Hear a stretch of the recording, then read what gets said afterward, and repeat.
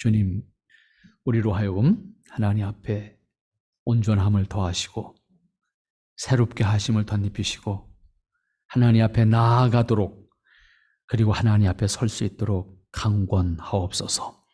성령님이 내주하시는 역사를 통해서 하나님 앞에서 하나님의 합당한 자들로 살아갈 수 있는 심령들이 되게 하옵소서. 아버지의 은혜만이 우리의 소망인 것을 믿습니다. 하나님만이 우리를 긍휼히 여기실 수 있는 줄로 믿습니다.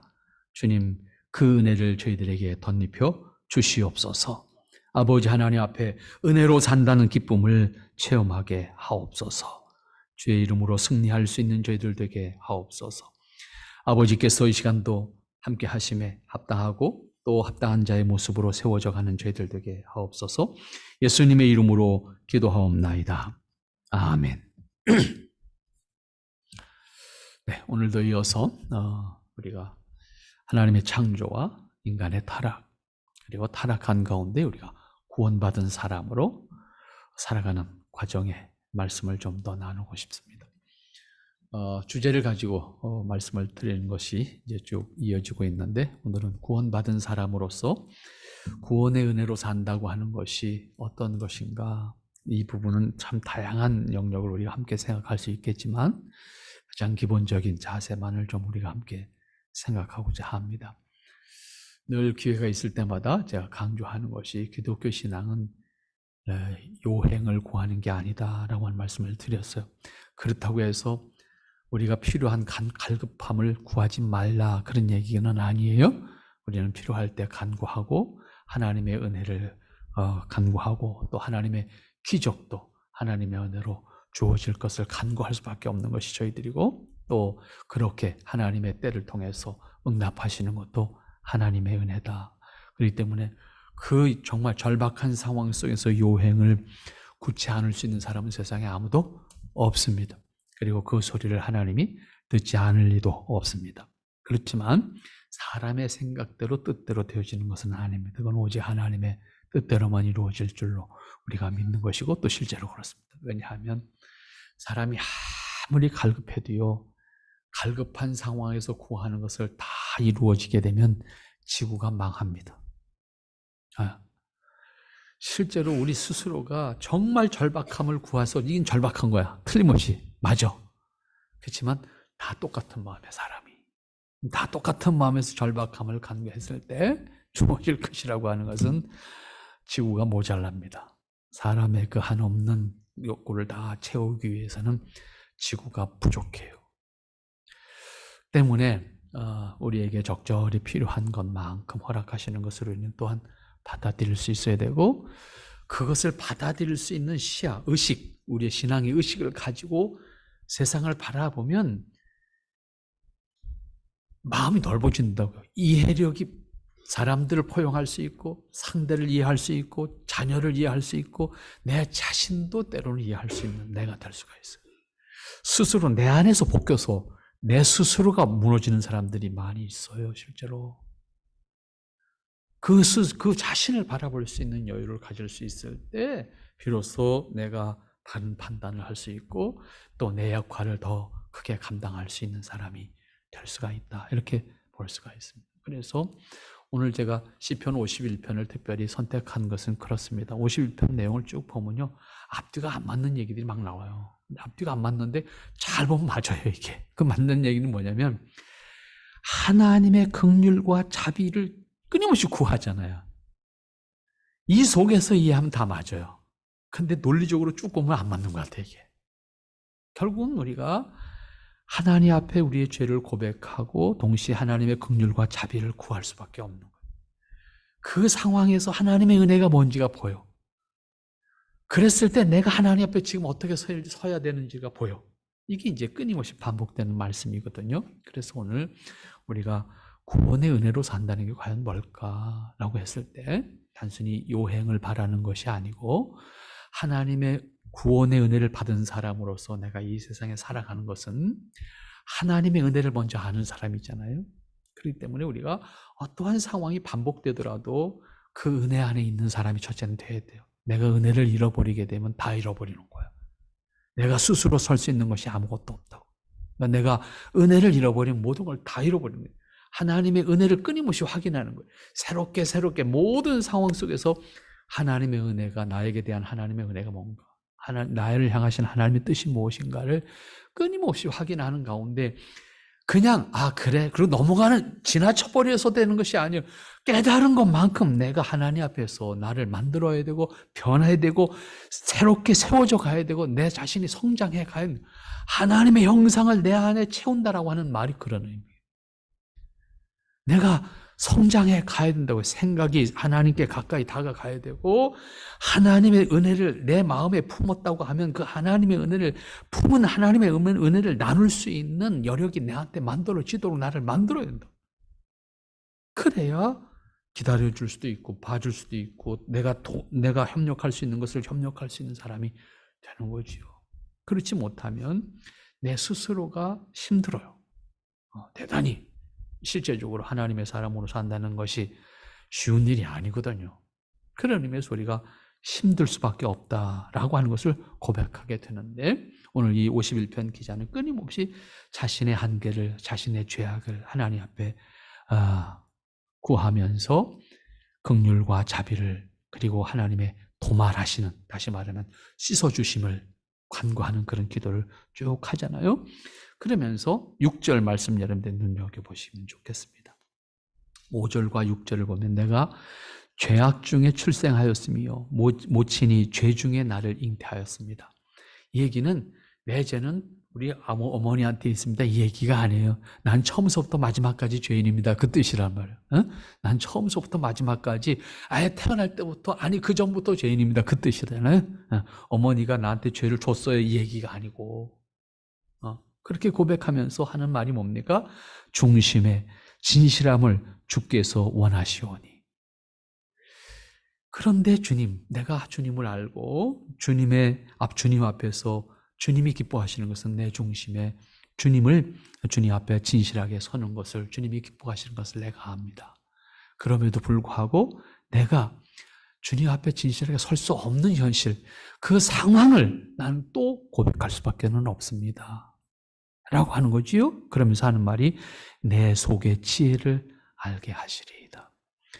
결국은 우리는 끊임없이 주님 앞에 설 때까지요, 시행착오를 하는 거예요. 그 시행착오 하는 과정 속에서 깨닫는 거예요. 나의 한계를 깨닫는 거예요. 내 부족함을 깨닫는 거예요. 내가 얼마나 내 중심으로 생각하는지를 깨닫는 거예요. 내가 얼마나 하나님 앞에 형편없이 하나님 앞에 진실하게 살겠다고 말하지만 그렇지 못한 나의 모습을 인정하는 거예요. 이걸 끊임없이 깨달을 때 우리 스스로는요, 사실은 좌절하게 돼요. 무능한 나를 발견하게 되니까. 근데 하나님은 무능함으로 너 혼나라 이 얘기 아니에요. 무능함으로 나한테 손들고 나와, 그 얘기거든요. 내 지혜를 구해. 내가 주는 지혜를 통해서 너가 살아야 돼, 이 얘기거든요. 그러니까 결국은 우리가 구원받은 사람으로 이 세상에 살 때 우리가 가져야 되는 자세는 뭐냐 하면, 끊임없이 하나님 모를 때는요, 내가 죄인이라는 걸 몰랐잖아요. 상식적으로는 우리가 이해하는, 완전한 사람은 세상에 없으니까 나도 죄인이야 라고 다 하나님 안 믿는 사람도 말해요. 하지만 지금 그 차원이 아니잖아요. 여기서 말하는 죄인이라고 하는 것이, 하나님을 알고 나서 내가 죄인이라고 하는 것이 내가 어떠한 모습인가. 결국은 하나님 앞에 끊임없이 자신을 돌이켜서 세우는 거예요. 그리고 그 과정 속에서 내가 얼마나 어리석고 얼마나 한계 속에 있는 사람인지를 깨우치는 거예요. 그 깨우침 속에서 하나님의 은혜를 발견하는 것이고, 그 깨우침 속에서 하나님의 뜻을 발견함으로 내가 그 뜻을 기꺼이 살겠노라고 살아가는 거예요. 그것이 나한테 감격이 돼야 되고 그것이 나에게 기쁨이 돼야 되는 거예요. 그러니까 그리스도인의 삶이라고 하는 것은 요행을, 내가 오늘 이만큼 했으니까 요것에 대한 하나님의 대가가 이렇게 주어질 거를 내가 원합니다 라고 하는 의미에서 행동하는 그러한 사람들이 아니다, 그런 얘기죠. 하나님이 허락하시는 뜻을 내가 깨우치고 그것을 내가 살아내는 거예요. 그러기 위해서 하나님의 뜻을 발견하고 하나님의 은혜를 발견하고 그 뜻과 은혜 안에서 나의 모습을 발견하는 거예요. 얼마나 내가 내 중심으로 생각하고 내 생각 안에 갇혀 있는 사람인지를 깨우칠 수 있어야 되는 거예요. 이걸 깨우치지 못하면 내가 하나님 앞에 서야 되는 자세, 내가 하나님 앞에 감당해야 될 것 발견하지도 못하고 그것에 대해서 응답할 수 없는 사람이에요. 그러면 결국은 우리는 다시 종교에 스스로 매이기를 원하는 사람이 돼요. 그러니까 스스로 종교에 매이는 사람으로서 내가 하나님 앞에 내 역할을 다했다, 내 의무를 다했다는 것으로 만족하려고 하는 사람이 돼요. 그래서 사실은요, 교회 안에서 종교적으로 잘 움직이게 사람을 만들려면 그렇게 훈련시키면 말 잘 들어요. 간단해요. 그렇게 하면 너 복 못 받아. 이게 한마디야 그냥. 그럼 사람 다 움직여 갑니다. 결과가 어떻게 됐든. 그러나 성장은 없는 거예요. 하나님 앞에 스스로 서는 기쁨이 없는 거예요. 자기 스스로를 하나님 앞에 깨우쳐서 하나님의 형상을 자기 안에 담아가는 그 감격을 누리지 못하는 사람이 되고 마는 거예요. 언제까지나 거기 머무르는 사람이 될 수밖에 없는 거예요. 때문에 우리는 하나님을 알아가는 작업, 하나님께서 나의 삶을 통해서 이끌어 가시는 그 손길이 어떤 것인지, 그것을 통해서 나로 하여금 생각하게 하는 것이 무엇인지 그것을 끊임없이 물으면서 그러한 자신을 발견해 가는 거예요. 그랬을 때 자신의 성장이 있게 되고 내가 담지 못했던 것들을 담게 되고, 제가 아까 소개했던 책, 한국의 신학자들이라고 하는 책, 일본에서 한 28명인가를 다루었고 이번에서 이제 26명이 다루어졌나. 그러니까 한 50몇 명이 되지 않게 한국의 신학자들 50몇 명. 쭉 전부 제가 교정교열을 전부 하면서 모든 사람들의 면면을 다 본 거죠. 모든 사람들의 면면들을 읽어가면서 저는 사실은 그 책을 내가 왜 만들고 있는지 나도 잘 모르겠어요. 왜? 그게 뭐 나한테 돌아오는 게 없죠. 오히려 내가 손해가 엄청나게 지금 나오고 있는 건데, 시간 뺏겨 경제적으로 엄청난 손해를 봐 그러는 건데 이걸 내가 만들고 있거든. 그걸 생각하면 하면 바보예요 이게. 100% 바보가 아니라 1000% 바보예요. 스스로 내가 이 짓을 왜 하고 있지 이런 생각. 이게 참 안타까운 거예요. 결국은요, 뭐 우리 흔히 하는 말로 역사를 잇는 사람은 미래가 없다. 역사를 잇는 나라는 미래가 없다. 뭐 그런 다양한 적용을 하잖아요. 마찬가지거든요. 우리 스스로의 역사를 남기지 못하면 결국은 우리 후배들이 역사 없는 후배들이 되고 결국은 반성할 수 있는 기회가 없어지게 되고 또 배울 수 있는 기회도 없어지게 되는 것이거든요. 그러니까 뭔가 끈앞을 하나 요만한 거, 역사를 연구하는 작업이 그렇습니다. 사실은 뭔가 단서가 하나 있으면요, 그 단서를 갖고 물고 늘어지는 거예요. 끝까지 늘어져서 그것과 연결된 거 찾아가는 거예요. 그 찾아가서 답을 찾는 거예요. 이게 이렇게 해서 여기구나. 이걸 찾는 작업을 하는, 그걸 찾아내면 희열이 느껴져요. 누군가 찾아놨기 때문에 그 다음은 사람들이 당연히 그거라고 다 얘기해. 이게 엄청난 작업이거든요. 정말 귀한 일인데 이게 세상 말로 돈이 안 되는 일이야. 남는 게 없는 장사야. 근데 누군가는 해야 돼. 안 해. 그런 아쉬움 때문에 결국은 이걸 그건 내가 하겠다 이렇게 이제 얘기를 하고 자원을 했는데, 저는 교정을 보면서 참 다양한 사람들, 다양한 배경, 다양한 성장 과정이 있잖아요. 생애와 신학 사상, 그다음에 그들이 남긴 업적들을 다 정리한 거니까 모든 사람들 보면서 다른 사람의 생애를 보면서 다른 사람의 그 어떤 성장 과정을 보면서 저는 상당한 것을 은혜를 받아요. 그래, 이런 거. 나는 나의 모습이 있었지만 이 사람들은 이 사람들의 모습이 있고 저 사람은 저 사람의 모습이 있고 그 과정 속에서 스스로 그 사람이 된 게 아니야. 모든 사람이 똑같아. 스스로 된 사람은 아무도 없어. 다 누군가에 어떻게 엮여서 다 그러한 과정의 협력을 통해서 그가 됐어. 스스로 나는 이런 사람이야 그렇게 쓸 수 있는 사람은 아무도 없는 거야. 다 그의 제자들이나 그를 잘 아는 사람들이 연구를 한 거예요. 이 사람에 대해서 그래서 전부 그를 모은 거란 말이에요. 그 모습을 보면서 다양한 사람들의 생애 속에서 하나님이 어떻게 섭리하셨을까를 제가 스스로 보면서 참 귀하다. 근데 그때 어떻게 이 사람이 이렇게 응답했을까?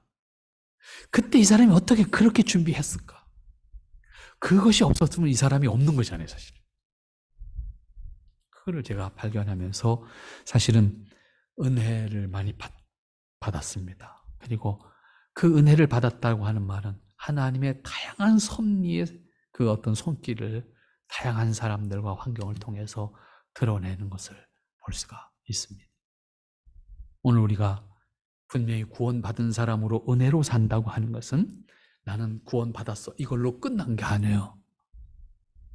이건 하나님의 약속이야. 때문에 이거를 우리가 이걸로 끝났다고 생각하거나 아니면 이걸 목적으로 해서 우리가 살아가는 사람이 돼서는 안 돼. 이건 하나님의 약속 안에서 우리가 구원의 확신을 가진 사람들이니까 그 다음 단계, 그 구원의 자녀로서, 다시 말하면 구원받은 사람으로서 내가 이 땅에서 하나님의 은혜를 살아가야 되는데, 하나님의 은혜를 살아간다라고 하는 것이 끝이 있거나 혹은 어떤 한계가 있는 게 아니에요. 하나님 무한하신 하나님, 그 무한하신 하나님의 세계를 살아가는 거예요. 그러니까 오늘 만족으로 끝나지 않아. 오늘 만족, 내일 또 그보다 더 큰 만족이 우리는 끊임없이 우리에게 다가온다고. 근데 그 다가오는 감격을 누리기 위해서는 의식이 깨어 있어서 하나님의 은혜로 사는, 하나님과의 관계 속에서 그 은혜로 사는 자세를 갖지 못하면, 우리가 매일 밥 먹잖아요. 어제도 밥 먹었고 그저께도 밥 먹고 오늘도 밥 먹었어요. 지나갔어요. 끝. 이걸 끝난다. 제가 늘 기회 있을 때 말씀드려. 매일 밥을 드실 때 감격하라고 말씀드렸어요. 어저께 먹은 밥으로 끝나지 말고 오늘 먹는 밥을 감격하시라고. 혹 오래전 얘기인데 제 고등학교 때 동창 녀석 하나가, 그 작은 아버지가 그 당시에 핵을 연구했던 사람이었어요. 근데 결국은 제명에 못 사는 시대였으니까 제명에 못 사셨대. 그분이 어느 날 짜장면을 드시면서 짜장면에 그 면 하나하나를 끄집어내, 우리는 이렇게 퍼서 먹잖아요. 하나를 끄집어내서 하나를 의미하면서 드시는 거야. 다 불어요, 우리. 너는 양으로 먹지 나는 맛으로 먹는 날. 이게 뭔 놈의 소리인지 동문서답 같은 소리를 하고 있으니까 제가 확 맥혔어요. 이게 뭐야, 불기 전에 먹어야지 사람이. 근데 결국 그분이 제명에 못 사셨어요. 너무 이 생각이 많으신 분이라. 아무튼 참 그 핵물리학자로서 굉장히 그 힘든 삶을 사신 분이었는데 그 말이 안 와닿는 거지요. 근데 훗날 시간이 이게 안 잊어버려지는 거예요. 이게 뭘까? 끊임없이 뭔가 내가 그 생각하지 않고 멍청하게 지나갈 때는 그 말이 탁 떠올라요. 자장면 한 면발 하나를 들고 맛을 의미하던 그분의 생각이 벌떡 나는 거야. 너 지금 뭘 생각하고 있냐? 그리고 제 자신한테 묻게 돼요. 그분 얼굴 사실 생각 안 나요, 지금. 얼떨결에 뭐 그런 얘기를 들었던 것이라. 그런데 어쨌든 제 마음속엔 그 말이 딱 남겨져 있어요. 그리고 끊임없이 그것을 제가 생각을 게을리하게 될 때는 제 뇌를 때립니다. 오늘 먹는 밥도 어제 먹던 똑같은 밥 맛이 아니라 오늘 먹는 밥 맛으로 맛있게 드시는 그 의식이 우리 안에 있을 때 오늘 감격이 있는 것이고 오늘 감사가 있는 것이고 오늘 기쁨이 있는 거라고. 당연히 먹는 것이기 때문에 어저께 먹던 거 오늘 먹을, 습관적으로 우리가 그냥 먹는 것으로 채우는 것으로 만족하게 되면 기쁨이 없어요. 감격으로 먹으면 늘 말씀드려요. 소화도 잘 돼요. 할 수 없이 드시면 드셔도 살로 안 가요. 감격을 통해서 드시는. 이 얘기는 생각하라고. 지나치는 것 당연한 것이기 때문에 아무런 의미가 없다고 생각하지 말고 생각하라. 우리에게 주어지는 환경도 마찬가지입니다. 매일매일의 환경 속에서 똑같은 것 같지만 다가오는 것들을 새롭게 느낄 수 있는 의식을 가지면 더 많은 것을 느끼고 누릴 수 있는 삶이 된다고요. 우리에게 그런 환경을 주셨단 말이에요. 그런데 생각하지 않고 그걸 확인하지 않으면 다가오지 않아요. 그런 의미에서 내 속에 지혜를 알게 하시리라. 내 속의 지혜를, 다시 말하면 나를 통해서 드러내시고자 하는 하나님의 뜻과 은혜를 발견하게 하고 거기에 담겨있는 하나님의 사랑을 깨닫게 하고 거기에 담겨져 있는 하나님의 이치를 깨닫게 하셔서 그것을 누리고 그것을 감격하고 그것을 응용하고 그것을 더 기쁨으로 표현할 수 있는 우리가 된다고 하면 같은 삶 속에서도 감격이 있잖아요. 오늘 점심 때 우리 뭐예요? 옥수수 먹었죠? 옥수수. 맛있게 드셨습니까? 근데 왜 닭굴 먹으면 벙어리야? 맛있다고 표현하는 사람이 없어. 왜?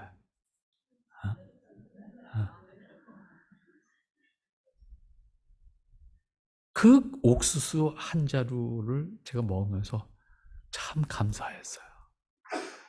어느 분이 어쨌든 하루 하나의 농사를 지어서 우리가 나눌 수 있는 기회가 됐고 그것이 우리가 맛있게 먹을 수 있는 옥수수로 다가오기까지 긴 시간이 있잖아요. 사실. 근데 사실은 옥수수가요 재배하기가 어렵지는 않은 건데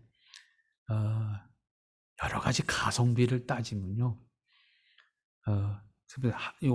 옥수수 한 알맹이 하나를 심은 거잖아요. 하나를 심었는데 옥수수 한 대에 옥수수 두 자루가 딱 달리거든요. 두 자루만 딱 더 이상 안 달려요. 두 자루만 딱 달리는데 한 자루에 옥수수 알맹이 몇 개예요? 지어보셨어요? 숙제. 다음 주에 몇 개 달리는지 한번 쉬어. 왜? 이걸 쉬어놓고 생각하면요 다가오는 게 있어요. 뭔지 한번 말씀해 보세요. 하나를 심었는데 이게 두 자루 달려. 근데 한 자루에 몇 개인지 한번 쉬어보세요. 기적이라고요. 한 알맹이가 이게 몇 배로 뻥 튀게 되는 거잖아요, 이게요. 그 기적을 우리는 날마다 체험하는 거예요, 사실. 지구에 못 먹는 사람들이 있잖아요. 사실은요, 따지보면요, 이런 얘기가 있어요. 미국에서 지금 노는 땅을 농사 다 지면요, 아프리카 다 먹고 살아요. 땅이 모자라는 게 아니에요. 분배가 안 돼서 생기는 문제거든요. 한쪽에 부가 치우쳐 있다고. 그럼 같이 살 수 있는 방법들을 생각하는데 맨날 앉아서 전쟁만 하고 있어. 왜? 다 욕심이잖아요. 뭔가 욕심이잖아요. 미국에서 사용하는 일회용, 미국은 처음부터 끝까지 일회용이에요. 다. 모든 게 편리하잖아요. 일회용으로 쓰여지는 쓰레기만 안 나오고 100% 재활용 용기로 사용할 수 있다고 하면 아프리카 먹고 살아요. 그걸 갖고. 이건 뭐 통계로 나온 거니까. 그럼 미국 쓰레기가 얼만큼이라는 거야? 상상 초월합니다. 어마어마합니다. 걔네들은 분리수거도 안 해요. 그냥 통째로 쓰레기통에 갑니다. 다 태워집니다. 이기적인 생각이잖아요. 그것만 분리해서 재활용할 수 있어도 이 지구가 이렇게 망가지진 않는데 이런 거거든요. 우리가 생각을 하면요 할수록 해야 될 게 많아. 동시에 우리의 책임이 얼마나 크다는 것도 느껴지는 거예요. 그리스도인으로서 내가 하나님의 뜻을 산다는 것이 우리에게 얼마나 큰 책임이 있다라고 하는 것도 발견하게 돼. 그 과정 속에서 우리가 어떻게 응답할 것인가, 내 책임은 어디까지인가, 내가 할 수 있는 것은 뭔가를 발견하게 되면 할 일도 많고 그냥 세월을 지나갈 수 있는 것이 없어요. 정말로 한 시간 한 시간이 우리에게 주어진 시간으로서 감당하기 버거울 만큼 일이 있고 기쁨이 있고 거기에 의미가 있고 가치가 있고 그리고 하나님의 영광을 노래할 수밖에 없는 것들이 있게 되는 것이거든요. 생각하면서 사는 것. 하나님의 지혜를 우리 안에서 알 수 있도록 깨우쳐가는 작업을 해요. 이거를 일반적인 불교에서는 깨달음이라는 단어로 써요. 그 깨달음과 우리의 깨달음은 달라요. 거기는 스스로 깨우쳐가는 거예요. 그러나 우리는 하나님이 답을 주셨어. 이 답을 깨우쳐가는 거야. 진리, 원리를 깨우쳐가는 게 아니라 답을 깨우쳐가는 거야. 하나님 말씀하신 것에 담겨져 있는 하나님의 뜻이 뭔가를 이미 우리가 깨달을 수 있도록 말씀으로 주셨고 성령님으로 동행하여 주심으로 응답하게 하신다고 뭐. 근데 아무 생각 없이 그냥 살아가면 그리스도인이라는 신분을 가지고 있지만 우리는 하나님의 은혜로 사는 기쁨을 누리지 못합니다. 그냥 구원받았다라고 하는 것에 대한 감사만 있을 뿐이에요. 그러다 보니까 이게 막연해. 매일매일의 생활 속에서 하나님의 은혜를 확인하지 못해. 오늘 우리는 그런 의미에서 6절 말씀에서 내 속의 지혜를 알게 하시리이다. 이 말씀 마음에 좀 새겨서 하나님의 뜻이, 하나님의 은혜가, 하나님께서 가지고 있는 하나님의 품성이 어떠한 것인지 내게 주신 환경과 사물과 환경을 통해서 발견하게 하시고 깨닫게 하시고 그리고 그것을 통해서 살아가는 기쁨, 그것을 통해서 나를 만들어가는 기쁨, 그것을 통해서 내가 감당해야 되는 일들을 이루게 하시는 기쁨을 고백할 수 있어야 됩니다. 그 다음 쭉 내려가셔서 9절 말씀으로 가겠습니다. 9절과 10절 말씀을 보겠습니다. 다 같이 읽습니다. 주의 얼굴을 내 죄에서 돌이키시고 내 모든 죄악을 도말하소서. 하나님이여 내 속에 정한 마음을 창조하시고 내 안에 정직한 영을 새롭게 하소서. 역시 고백하는 게 뭐예요? 내 죄를, 주의 얼굴을 내 죄에서 돌이키시고 내 모든 죄악을 도말하소서. 내가 죄인이지만 그 죄로 말미암아 나를 부정하지 마시고 나를 도말하소서. 나의 죄를 도말하소서. 깨끗게 씻어 주시옵소서. 그러면서 구하는 게 뭡니까? 하나님 내 속에 정한 마음을 창조하셔서 하나님께서 기뻐하시는 마음을 내게 창조해 주시옵소서. 이때 창조란 말은 제가 재창조란 단어로 굳이 바꾼다고 할 수 있어요. 구원받은 사람으로서 하나님께서 내게 주신 마음을 하나님이 기뻐하시는 마음으로 하나님을 기뻐하는 마음으로 재창조해 주시옵소서. 이러한 자세로 갖지 못하면 우리는 늘 우리가 다시 그렇잖아요. 아예 이 쇠붙이를 가지고 뭔가 이렇게 가공을 하려 그러면 하다가 이렇게 해도 안 되고 저렇게 해도 다시 녹여서 만드는 게 낫지. 그걸 가지고 계속 두들겨 봐야 안 되잖아요. 그럴 때는 아예 용광로 속에 다시 집어넣어서 다시 만드는 거야. 이게 제일 온전한 것이 만들어질 수가 있겠죠. 하나님 앞에서 우리가 늘 강조하고 강구해야 될 것은 뭐냐면 내 마음에 정한 마음을 창조해 주십시오. 하나님을 향한 순수한 마음, 하나님을 기뻐할 수 있는 하나님을 향한 마음이 내 안에 있도록. 우리의 본성은 늘 이기적이라고 표현했잖아요. 이기적이다. 그리고 타락한 본능에 기뻐해요. 항상. 우리 이 속사람이. 그래서 자기는 아니라고 생각하지만 본성적으로 움직여요. 우리의 그 마음이라고 하는 것이. 이건 부정할 수가 없는 거예요. 제가도 말씀드렸지만 사회주의 이론이요. 참 기가 막히잖아요. 근데 사회주의 이론 갖고 사회주의 성공한 나라 있어요? 없잖아요. 거기에 가장 결정타가 뭐냐면요. 인간의 타락한 본성을 인정하지 않는 데 문제가 있는 거예요. 이걸 인정해야만 되는데 그 유물론이잖아요. 인정을 못한단 말이에요. 이 부분. 사회주의 이론은요. 인본주의가 안 되면 불가능한 겁니다. 이게 다시 반대로 생각하면. 이론적으로 따져봤을 때. 그러니까 안 되게 돼 있는 게 답이. 그냥 이상론일 뿐인 거예요. 완성이 안 됩니다. 왜? 인간의 타락한 본성을 지배하고 있기 때문에 안 되게 돼 있는 거예요. 나하고 똑같이 일 안 했는데, 나 죽으라고 일했는데 내 거 반 나눠서 저 사람 준대. 그 다음 나도 일 안 하지. 이건 자연스러운 거예요. 그러니까 자본주의 그럼 옳은 거냐? 자본주의 그렇다고 옳은 게 아니라고. 왜? 이 타락한 본성을 경쟁시키는 거잖아요. 사실은 이렇게 따지고 보면. 그러니까 자본주의가 제대로 되려면 이 경쟁 심리를 어떻게 전체적인 룰 안에서 분배를 할 수 있을까? 이걸 잘 해야 경쟁을 통해서 이익을 창출하면서 동시에 전체가 다 함께 잘 갈 수 있는 이게 되는 거거든요. 이게 이제 정치 리더들의 책임이에요, 이것은. 그렇지 않으면 다 같이 다시 몰락해요. 타락한 본성을 인정하지 않는 제도를 가지고 국가가, 사회가 뭔가 불가능합니다. 그러니까 한 번 공짜로 먹는 맛을 들이면요, 그 다음에는 안 됩니다. 그거 바꾸는 사람은 떨어집니다. 반드시 선거에서 집니다.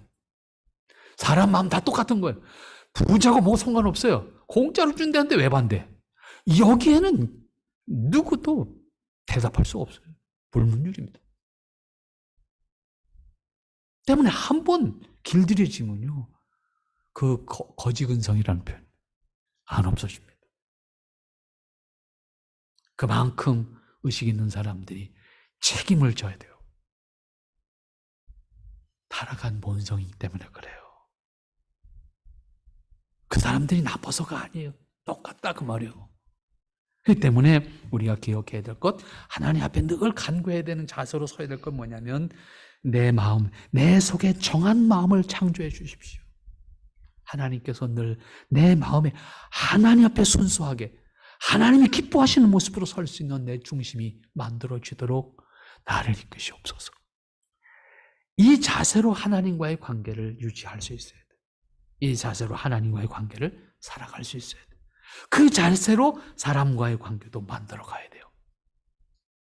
그리고 내 안에 정직한 영을 새롭게 하옵소서.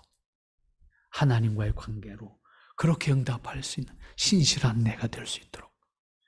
하나님 앞에서 신실함을 스스로 확인하지 못하면 사람과의 관계 속에서도 불가능합니다. 여러분, 우리가 구원의 은혜로 산다는 것은 그냥 나는 공짜로 사는 거야, 그냥 가만히 있으면 난 천국 가는 거야, 이렇게 그냥 하나님의 은혜를 빙자해서 내 이 땅에서의 삶을 내 책임을 다하지 않는 자세로 산다? 그건 하나님 앞에서 매우 하나님 앞에 책망받을 일이다, 이렇게 생각을 합니다. 때문에 오늘 우리에게 주어진 기회, 시간 헛되이 보내지 마시고 하나님 앞에 나를 스스로 끊임없이 투영해서 나를 깨우치는 작업을 해야 돼요. 그렇잖아요? 우리가 항상 표현되어지는 일반적인 그 속담이나 교훈들 가운데서도 있고, 또 우리 성경의 가르침 속에서 늘 나오는 말씀이에요. 상대 안에 있는 티끌은 보지만 내 눈에 있는 들보를 보지 못한다 하는 말씀이잖아요. 못 본다. 못 보는 게 아니라 안 보입니다. 아까 말씀드린 우리 심성이 타락한 본성이기 때문에 안 봅니다. 못 봅니다. 그러나 다른 사람에게 있는 건 아주 잘 보거든요. 늘 말씀드립니다. 내 눈에 다른 사람이 보이는 것, 그 보이는 모습이 내 안에 있다고 생각해야 돼요. 거기 있다고 생각하면 안 돼요. 거기 내가 지금 눈에 보이는 것이 내 안에 더 큰 게 있다, 이렇게 생각하면 우리가 어떠한 말을 할지, 어떻게 말할지도 생각하게 돼요. 그런 의식으로 하나님 앞에 서면 범사가 기도해야 되고, 범사가 감사한 것이고, 범사가 은혜를 말하지 않을 수 없는 게 하나도 없다고 말해요. 다 은혜예요. 은혜가 아는 것이 없다고요. 그렇게 놓고 사물을 보면 다 은혜인 거예요. 우리가 할 수 있는 일이라는 게 정말 없다는 것을 발견하게 됩니다. 인간이 한다는 것이 정말 작은 것에 지나지 않다라고 하는 것도 깨닫게 됩니다. 여러분들에게 주어진 환경 속에서 느끼는 것 다르지 않습니다. 여러분들에게 주어진 삶 속에서 일상의 삶도 다르지 않습니다. 그리고 그런 환경들은 다 똑같이 주어졌습니다. 똑같은 환경입니다. 똑같은 조건 속에 있습니다. 그러나 우리가 그 환경 속에서 무엇을 발견하고 무엇을 확인하고 거기서 무엇을 하나님 앞에 기뻐하고 감사할 것인가? 이걸 여러분들이 생각을 하면 참 귀하다. 정말로 귀하다. 정말로 감사한다라고 하는 것을 발견하게 되죠. 하나하나를 깨달을 때마다 정말 감격스러운 고백을 하지 않을 수가 없어요. 그리스도인으로 구원받은 그리스도인으로 산다고 했을 때 그런 의미에서 매 순간이 감사한 겁니다. 이걸 발견하지 못하면요, 감사할 이유가 안 생긴다니까요. 정말 하루아침에 뭐가 그냥 기대도 안 했던 것이 내 앞에 떡 떨어지기 전까지는 마음이 그냥 덤덤하다. 어저께 있었던 일이고 오늘 있었던 일이고 다른 거 없는 거예요. 하지만 하나님과의 관계 속에서 하나님의 은혜와 하나님을 향한 내 마음이 하나님이 기뻐하시는 뜻 안에 내 모습을 발견해 가기 시작하면 매 순간이 헛된 것이 없고 매 순간이 감사하지 않을 수 있는 것이 없다. 부족해도 감사한 것이고 넘쳐도 감사한 것이고 주어진 모든 것에서 감사한 것을 느끼게 되는 거예요. 그리고 그것을 통해서 내가 하나님 앞에 더 신실하게 어떻게 감당할 것인가, 또 이렇게 주신 것에 대해서 나는 어떻게 응답할 것인가, 이걸 끊임없이 확인하게 될 때 우리 자신들이 하나님 앞에서 정말 은혜로 사는 기쁨을 고백할 수가 있게 되는 것이고, 그 은혜로 사는 기쁨이 우리에게 더해질 때 정말 감사한 모습이 우리 안에 만들어질 수가 있는 것이고, 그런 의미에서 우리가 시간이 지나가면 갈수록 우리의 품성이, 우리를 통해서 드러나는 품격이 하나님의 형상을 담고 하나님의 형상이 드러나 보이는 모습이 될 때 사람들에게 하나님을 보이는 것이고, 사람들에게 하나님을 믿는 사람으로서 사는 아름다움, 멋스러움, 그것을 자연스럽게 나누고 공유함으로 말미암아서 사람들이 살아가는 기쁨을 함께 누릴 수 있게 되는, 함께 나눌 수 있게 되는, 그러한 의식이 없게 되면 한 원망과 탓과 그 다음에 세상 말로는 팔자, 타령을 하면서 살 수밖에 없습니다. 우리는 비교해서 상대적으로 비교하는 과정 속에서 내가 더 나은 것을 확인함으로 기뻐하는 사람들이 아니에요. 내게 주어진 것을 통해서 기뻐하는 사람들인 거예요. 비교와 경쟁의식 속에서 기뻐하는 것은 세상에 믿지 않는 사람들도 할 수 있는 거예요. 그건 자연스러운 거예요. 우리는 우리 스스로에게 주어진 것을 통해서, 내가 확인한 것을 통해서, 내가 깨달은 것을 통해서 하나님 앞에 감격하고 감사함으로 매일매일의 삶을 살아가는 거예요. 그것이 여러분들에게 있어야 될 줄로 믿습니다. 그것이 여러분들을 더 하나님 앞에 아름다운 모습으로 여러분 자신을 만들어 가도록 노력하게 될 거예요. 여러분, 하나님 모르는 사람들도 자기 성장을 위해서 얼마나 많이 노력해요. 그렇지 않습니까? 그 노력하는 모습들 보면 정말 그저께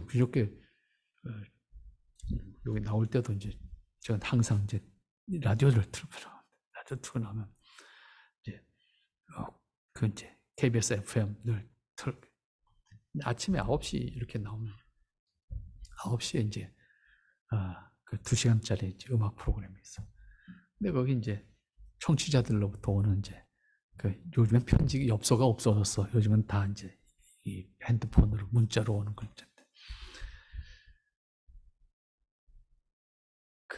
자기 어머니 얘기를 담았어요. 그 어머니가 63세인데 고등학교 다닌다고. 그 어머니 고등학교 다니는 이야기를 쓴 거예요.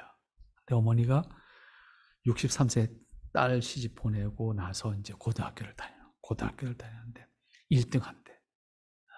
전교에서 1등을 한대. 자나깨나 공부를 한대. 그런데 코로나 걸렸대. 코로나 걸려갖고 못 간 거야, 학교를. 학교를 못 가서 몸살이 난 거야. 학교는 가고 싶은데 학교를 못 가니까 몸살이 나가지고 그런 사연을 이제 써서 보내면서 몸살난, 코로나가 무서운 게 아니라 몸살이 나가지고 지금 학교를 못 가가지고 지금 안달나고 있는 어머니를 위한 음악 하나 보낸다. 그러면서 그 어머니가 얼마나 한이 맺혔겠어요. 그러니까 애들 다 기르고 시까지 보낸 다음에 고등학교 입학을 한 거야. 정규 고등학교 입학한 거야. 정규 고등학교 입학해서 3학년이래. 3학년인데 쭉 1등을 했다는 거예요. 그 어머니의 기뻐하는 마음. 자기에게 주어진 시간과 기회를 자기를 성장시키기 위해서 노력하는 그 어머니의 기쁨이 있는 거죠. 여러분, 그분이 예수님 믿는지 안 믿는지는 몰라. 거기 나오지 않으니까. 근데 그 얘기를 들으면서 참 열심히 산다. 열심히 산다. 여러분, 그리스도인은 더 열심히 살아야 됩니다. 왜? 우리는 하나님의 창조 세계를 믿는 사람들이고 하나님의 창조 목적을 믿는 사람들이잖아요. 그냥 살면 안 되는 거예요. 정말 열심히 살아야 되는 사람들이에요. 그래서 나를 통해서 하나님이 드러날 수 있는, 나를 통해서 하나님 영광을 드러낼 수 있는, 아까 말씀드린, 그렇다고 해서 우리는 다른 사람들처럼 비교해서 우리가 우월의식을 가지고 나타나는 게 아니에요. 내게 주어진 나의 형편과 나의 환경과 나의 조건과 나의 상황 속에서 하나님이 기뻐하시는 나의 모습이 뭔가, 거기에 충실할 때 자연스럽게 사람들이 존경해요. 저 사람은 내가 볼 때 나보다 이런저런 모습에도 부족한데 참 멋있게 산다. 참 예쁘게 산다. 그 모습에 사람들이 다 동의하는 거예요. 단순히 많이 소유하고 1등 했기 때문에 아니요. 1등은요 항상요, 야 박수는 쳐주지만 뭐예요? 시기의 대상입니다. 꼭 기억하세요. 1등은, 세상에서 1등은 박수는 쳐줘요. 안 칠 수 없지. 그런데 시기의 대상이 됩니다. 그러니까 언제든지 공격을 받습니다. 이건 원리예요. 그러나 그리스도 안에서 그렇게 사시는 것은 누구도 시기하지 않습니다. 사탄은 시기하겠지. 그러나 하나님이 이기십니다. 하나님 뜻으로 우리 같이 열심히 삽시다. 기도합니다.